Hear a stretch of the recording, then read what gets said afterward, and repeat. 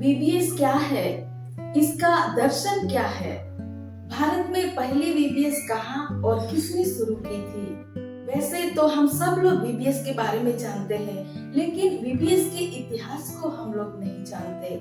यह जानकारी पाने के लिए इस वीडियो को अंत तक देखिए, क्योंकि आज इस वीडियो में हम वीबीएस के इतिहास को देखेंगे। हम मसीही इतिहास को अच्छे से जानेंगे, तभी हम हमारी पीढ़ी को सही संदेश दे पाएंगे। तो आइए देखते हैं वीबीएस के इतिहास को। वीबीएस एक अवकाश बाइबल स्कूल है जो बच्चों के लिए धार्मिक शिक्षा का एक विशेष माध्यम है। संडे स्कूल खास तौर पर मसीही परिवार से आए हुए बच्चों के लिए है, लेकिन वीबीएस में सभी धर्म के बच्चों को शामिल किया जाता है। इसीलिए इसको गर्मियों की छुट्टियों में रखा जाता है, ताकि सभी बच्चे लोग आसानी से इसमें शामिल हो सके। भारत के तमिलनाडु के कोइलपट्टी के पी सामुएल, जिनके पिता का नाम पिच्चेमुतुर था, वे एक बहुत ही गरीब घर का लड़का था। उनके पिताजी बकरियों के व्यापारी थे। यही नौजवान ने भारत में पहली बार वीबीएस की शुरुआत की। पी सामुएल जब एसआईबीएस बंगारपेट बाइबल कॉलेज में पढ़ने गए, तब वहां पर वर्ल्ड गॉस्पेल मिशन के संदेश वाहक के रूप में एसआईबीएस में शिक्षक का काम कर रही थी इडीथ मार्गन, उनसे मुलाकात हुई। पी सामुएल के व्यवहार को देखकर इडीथ मार्गन और हैमिल्टन परिवार उनके ऊपर विशेष ध्यान देने लगे, क्योंकि उन्होंने पी सामुएल के अंदर सेवा के लिए जो प्यास थी वह देखी। बच्चों के ऊपर एक अलग तरह का लगाव उन्होंने उसके अंदर देखा, और पी सामुएल का दर्शन था कि जैसे यशाया 60 और 22 में कहा गया है, छोटे से छोटा 1000 हो जाएगा और सबसे दुर्बल एक सामर्थ्य जाति बन जाएगा। मैं यहोवा हूँ और ठीक समय पर यह सब शीघ्रता से पूरा करूंगा। यह वचन उनके दिल की गहराई तक उतर चुका था। इस तरह बच्चों के बीच सेवा के लिए जो बोझ था और जो दर्शन पी सामुएल के अंदर था, वह देखकर इडीथ मार्गन ने अपने देश में होने वाले बच्चों के बीच जो प्रोग्राम थे उनके बारे में बताना शुरू किया।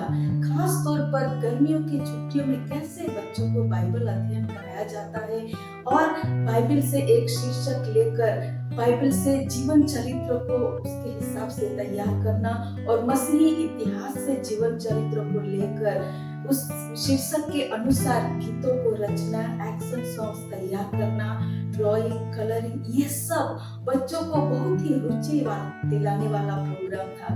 10 दिन तक होने वाला यह प्रोग्राम उसी बच्चों का जीवन बदल देने वाला प्रोग्राम था। यह सब बातें सुनकर इडीथ मार्गन की सब बातों ने पी सामुएल के दिल को पूरी तरह से जीत लिया, और उन्होंने निर्णय लिया कि जरूर से हमारे देश के बच्चों के बीच में भी यह प्रोग्राम करना चाहिए, ताकि हमारे देश के बच्चे लोग भी इस प्रोग्राम के बारे में सुने और मसीह को अपना जीवन दे सके। इस तरह वीबीएस के बारे में बार बार पी सामुएल इडीथ मार्गन से और हैमिल्टन परिवार से पूछते रहने की वजह से 4 साल से अपने पास जो विदेश से भारत के बच्चों के लिए कहानियां की पुस्तकें और पिक्चर्स और कलर्स वगैरह रखी थी, वह इन पी सामुएल की बातों से इडीथ मार्गन के दिल में आशा जगाए कि जरूर से हम भारत में वीबीएस की शुरुआत जल्दी ही करेंगे। परमेश्वर के लिए कोई भी काम कठिन नहीं है। फिलिपी 2:13 के अनुसार यह परमेश्वर का ही काम है, यह सोचकर उन्होंने अपना काम शुरू किया और उसके लिए तैयारियां की, और भारत की भूमि पर वीबीएस की शुरुआत के लिए अपना काम शुरू किया। इस तरह इडीथ मार्गन की सलाह से और एसआईबीएस के स्वीकार से पी सामुएल को हिम्मत आई, और तुरंत उन्होंने कोविलपट्टी के पादरी साहब को इसके बारे में जानकारी, उस समय वहां पर पादरी के रूप में काम कर रहे थे पास्टर दुरईस्वामी, और उन्होंने भी यह बात स्वीकार कर ली, और उसी साल गर्मियों के छुट्टियों में वीबीएस की शुरुआत करने के लिए अनुमति दी। इस तरह पी सामुएल के साथ इडीथ मार्गन ने भारत के मसीही इतिहास में पहली बार 1952 में पास्टर दुरईस्वामी की इजाजत से भारत के तमिलनाडु के कोविलपट्टी में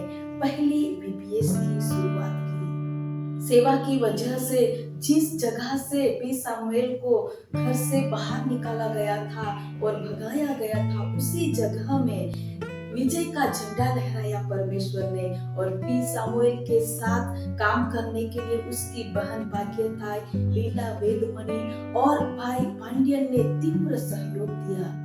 इस तरह पहले प्रयास में ही कोविलपट्टी में 75 बच्चे शामिल हुए थे और इस तरह उनकी प्यास और भी बढ़ने लगी ताकि हर जगह में इस बीबीएस की शुरुआत कर सके, हर गांव में, हर राज्य में इसकी शुरुआत हो सके। इसके लिए वे लोग प्रार्थना कर रहे। इस तरह 1953 में तूतुकुड़ी में 2 जगहों पर और कोविलपट्टी में 1 जगह पर, वैसे 3 जगहों पर बीबीएस शुरू की गई थी और उस साल 500 बच्चे उसमें शामिल हुए थे और आशीषित हुए थे। जैसे जकरिया 4:10 कहता है, क्योंकि किसने छोटी बातों का दिन तुझ जाना है। वैसे चाहे आरंभ साधारण क्यों ना हो, लेकिन उसका अंत महिमामय बनाता है सेनाओं का यहोवा।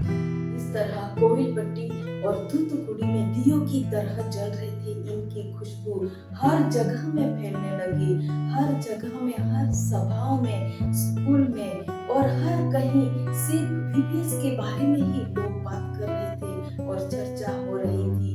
जैसे यिर्मयाह 33:3 कहता है, मुझे प्रार्थना कर और मैं तेरी सुनकर तुझे बड़ी-बड़ी और कठिन बातें बताऊंगा जिन्हें तू अभी नहीं समझता।